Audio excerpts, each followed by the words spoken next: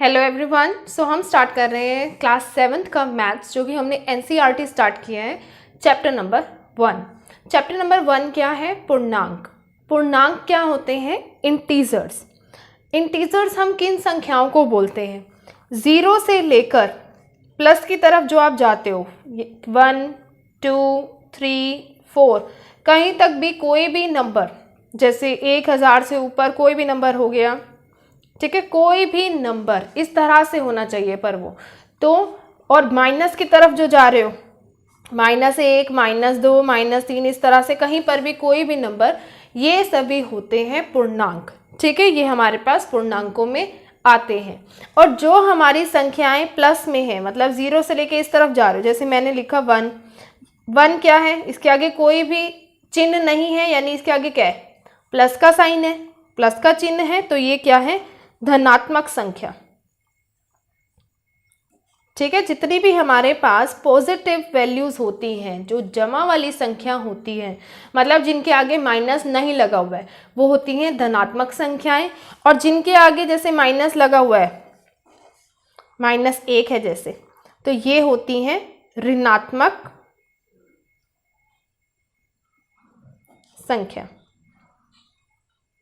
ठीक है, अब ऐसी कौन सी संख्याएं हैं, अब कैसे पता चलेगा कि कौन सी संख्याएं हैं जो हमारे पास पूर्णांकों में नहीं आती है? अब जैसे एक संख्या इस तरह से, जो दशमलव वाली संख्या होती है,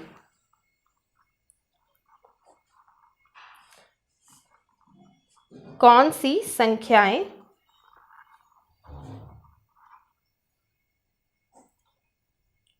पूर्णांक में नहीं आती? कौन कौन सी नहीं आती हैं? एक तो दशमलव वाली संख्या, ठीक है, डेसिमल वाली होती है, जैसे 1.5 लिखा हुआ है, 3.2, 5.8, कुछ भी, ये जिनके बीच में ये पॉइंट आ जाता है, जो डेसिमल है वो आ जाता है, ये हमारे पास पूर्णांकों में नहीं आती। फिर अगर हमारे पास कोई संख्या ऐसे दी हुई है, 1/2, 5/4, 3/2, 7/8, इस तरह से जो हमारे पास संख्याएं दी हुई हैं, आंशिक संख्याएं जो दी हुई हैं, अंश वाली, ये भी हमारे पास पूर्णांकों में नहीं आती। फिर अगर हमारे पास अगर कोई परिमेय दी हुई है संख्या, जैसे √2, √3, तो ये भी हमारे पास पूर्णांकों में नहीं आती। ठीक है, उसके बाद है संख्या रेखा। संख्या रेखा क्या होती है? एक ऐसी ही लाइन होती है जिसके बीचों बीच लगी होती है 0। ठीक है, 0 यहाँ पर है। अगर इस 0 से हम दाईं तरफ जाएंगे तो हमारे पास आएंगी धनात्मक संख्याएं। अभी हमने देखा है कि धनात्मक संख्याएं कौन सी होती हैं? जिनके आगे कोई भी चिन्ह नहीं लगा होता, मतलब जिनके आगे या तो प्लस का चिन्ह हो या कोई भी चिन्ह ना हो। जैसे 1, 0 के बाद 1 आता है, फिर 2, 3, 4, 5, 6, 7, तो दाएं तरफ जा रहे हो तो कौन सी संख्याएं मिल रही हैं हमें? धनात्मक। ठीक है, और 0 के अगर बाएं तरफ जाते हो तो हमें मिलती है ऋणात्मक संख्याएं। 0 से नीचे जाओगे तो क्या मिलेगा? -1, -2, -3, -4, इस तरह से। ठीक है, तो ये आ गई ऋणात्मक संख्याएं। ठीक है, दाईं तरफ जा रहे हो तो धनात्मक, बाएं तरफ जा रहे हो तो ऋणात्मक, 0 से। ठीक है, अब जैसे हमें क्वेश्चन दिया हुआ है, मान लो कि हमें इस संख्या रेखा पे -8 को अंकित करना है,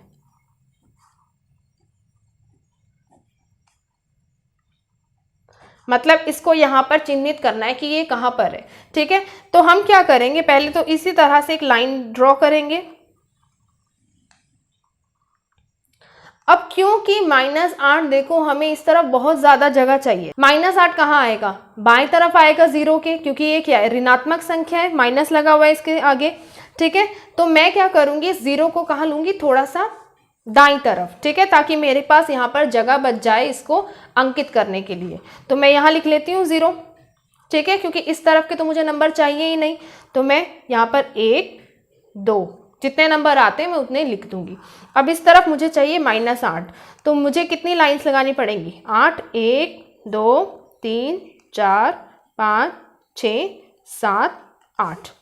लगा दी। अब इनकी नंबरिंग लिखो, -1, -2, -3, -4, -5, -6, -7, -8। तो ये हो गया यहाँ पर, ये अंकित कर दिया हमने -8। ठीक है, इसी तरह से क्वेश्चंस करने संख्या रेखा के। अब देखते हैं कि हम संख्याओं को, जो ये पूर्णांक संख्याएं होती हैं, इनको जमा और घटा कैसे करते हैं। इसमें हमें क्या करना होता है, जो भी हमारे पास संख्या दी होती है, पूर्णांक संख्या जो भी दी होती है, हम उसके आगे का चिन्ह देखते हैं कि वो जमा में है या घटा में दिया हुआ है। अगर हमारे पास जो दोनों संख्याएं हैं, अगर वो दोनों ही धनात्मक है, ठीक है, तो हम क्या करते हैं, जमा करते हैं उनको। ठीक है, अगर हमारे पास जो दो पूर्णांक संख्या दी हुई है, अगर वो दोनों ही धनात्मक है, मतलब उनके आगे प्लस का साइन है या कुछ भी साइन नहीं दिया हुआ है, कोई भी चिन्ह नहीं लगा हुआ है, तो वो हम क्या करेंगे, जमा करेंगे। ठीक है, अब जैसे मेरे पास दिया हुआ है 3 और मुझे जमा करना है 2 को। ठीक है, अब इनके आगे देखो चिन्ह क्या दिया हुआ है, 2 के आगे वैसे कुछ नहीं दिया हुआ है ना, यानी यही जमा का ही साइन है, और 3 के आगे भी कुछ नहीं दिया हुआ है, तो ये भी जमा का साइन है। तो मुझे अब क्या करना है, इनको जमा करना है। 3 और 2 कितने होते हैं, 5। ठीक है, तो धनात्मक मैं शॉर्ट फॉर्म में लिख रही हूं, तो हमें करना है जमा। ठीक है, ये हो गया फर्स्ट। सेकंड है हमारे पास, अगर एक संख्या है हमारे पास धनात्मक और दूसरी है ऋणात्मक, ठीक है, या फिर पहले वाली जो संख्या है वो ऋणात्मक है और दूसरे वाली जो संख्या है वो धनात्मक है, तो उस केस में हम क्या करेंगे, घटा। हमें घटा करना है, उनको सब्ट्रैक्ट करना है। ठीक है, यहाँ पर हमने ऐड किया था, यहाँ पर हम सब्ट्रैक्ट करेंगे। अब जैसे मेरे पास, इसी को ही ले लूँ, अगर मेरे पास बोला गया है कि -3 और 2 को जमा करो। ठीक है, इन दोनों को जमा करने के लिए बोला है, तो मैं कैसे लिखूंगी, -3 जमा 2। ठीक है, तो -3 जमा 2, जब मेरे पास एक संख्या ऋणात्मक है और एक धनात्मक है, तो मैं क्या करूंगी, उनको घटा करूंगी। 3 में से 2 घटा दो, क्या बचेगा, 1। और क्योंकि इन दोनों में जो 3 है वो बड़ा नंबर है, तो हम चिन्ह किसका प्रयोग करेंगे, इसी नंबर का। हम जब भी इनको जमा या घटा करते हैं पूर्णांकों को, तो जो हमारे पास बड़ा नंबर होता है, जो बड़ी संख्या होती है, उसके आगे जो चिन्ह होता है हम उसी को उत्तर में लगाते हैं, उसी को अपने आंसर में लगाते हैं। ठीक है, फिर तीसरा है हमारे पास, ये तो दोनों इसी में ही हो गए, एक धनात्मक एक ऋणात्मक, एक ऋणात्मक एक धनात्मक। अगर मैं इसका एक और एग्जाम्पल लूँ, जैसे अगर हमें बोला गया कि 7 और -3 को जमा करो, इन दोनों को जमा करना है, तो 7 जमा -3। अब मैं इसको इस तरह से लिखूंगी। ठीक है, अब देखो, एक धनात्मक है, इसके आगे कोई भी चिन्ह नहीं है, और एक ऋणात्मक है, तो मुझे क्या करना है, घटाना है। तो 7 में से 3 घटा दोगे तो क्या आता है, 4। और क्योंकि यहाँ पर बड़ा नंबर है 7 और इसके आगे कोई भी चिन्ह नहीं है, तो यहाँ प्लस का ही चिन्ह रहने दूंगी, माइनस यहाँ पर नहीं लगाऊंगी। अब थर्ड देखो, अगर हमारे पास दोनों ही संख्याएं ऋणात्मक है, ये भी ऋणात्मक संख्या और ये भी ऋणात्मक संख्या, तो हमें क्या करना है, इसमें जमा करना है तो दोनों ही ऋणात्मक संख्याएं, लेकिन हमें करना क्या है, जमा करना है जो भी हमें नंबर दिए होंगे। अगर हमें दिया हुआ है कि -7 और -6 को जोड़ो, इनका जोड़ करना है। ठीक है, तो हमें क्या करना है, -7 जमा -6, इस तरह से लिखोगे। अब हमें पता है कि अगर हमारे पास दोनों ही संख्याएं ऋणात्मक है, तो हम क्या करेंगे, इनका जोड़ करेंगे, इनको जमा करेंगे। 7 और 6 कितना होता है, 13, तो हम लिखेंगे 13। अब क्योंकि 7 यहाँ पर बड़ा नंबर है, तो हम चिन्ह किसका इस्तेमाल करेंगे, उत्तर में उसी नंबर का जो बड़ा है। ठीक है, अब हमारे पास देखो ये कन्फ्यूजन हो जाती है अब कि हमें जैसे ये दिए हुए नंबर, हमें कैसे पता चलेगा कि यहाँ पर कौन सा चिन्ह आएगा बाहर की तरफ। तो इसके लिए हमें देखना होगा कि हम इन पूर्णांकों को गुना कैसे करते हैं, इनका गुणन कैसे करते हैं। अब देखो पूर्णांक का गुणन कैसे करेंगे। अगर हमारे पास दो संख्याएं हैं, दोनों ही धनात्मक है, तो उनको क्या करोगे, मतलब उनके आगे चिन्ह कैसे लिखोगे, जमा का।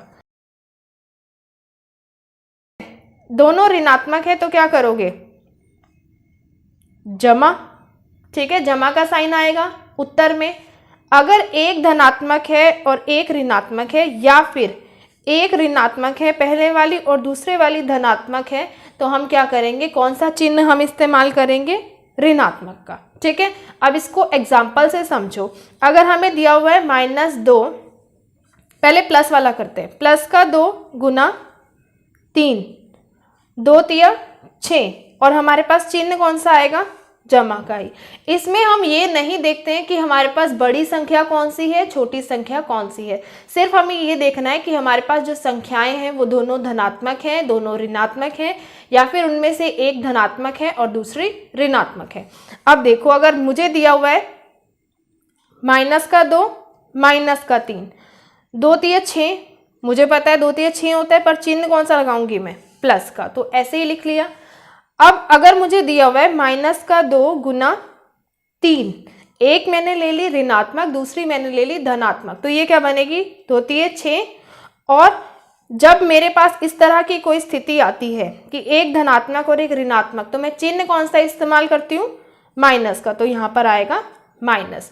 अगर मेरे पास 2 ऐसे ही दिया हुआ है और 3 दिया हुआ है ऋणात्मक, इस तरह से लिखा हुआ है चाहे ये, तो 2 तिया 6 यहाँ पर भी आएगा। अब इसके लिए भी चिन्ह कैसा होता है, जब एक धनात्मक है और एक ऋणात्मक, माइनस का, तो ये इस तरह से आप करोगे। हमारे पास इस चैप्टर में कोई मिस्टेक नहीं होती, क्योंकि ये बहुत इजी चैप्टर है। ये प्रीवियस क्लास की ही एक तरह की रिवीजन है जो आप 6th क्लास में पढ़ के आए हो। हमें इन रूल्स के बारे में अगर नहीं पता होता ढंग से, तो हम क्या करते हैं, चिन्ह गलत लगा देते हैं उत्तर में, और तभी हमारे क्वेश्चन गलत होते हैं। तो हमें पहले क्या करना है, इन रूल्स को अच्छे से ध्यान में रखना है, फिर हम करेंगे एक्सरसाइज को स्टार्ट। तो ये था इंट्रोडक्शन का पार्ट 1। अब स्टार्ट करेंगे हम एक्सरसाइज 1.1। इस पार्ट में इतना ही।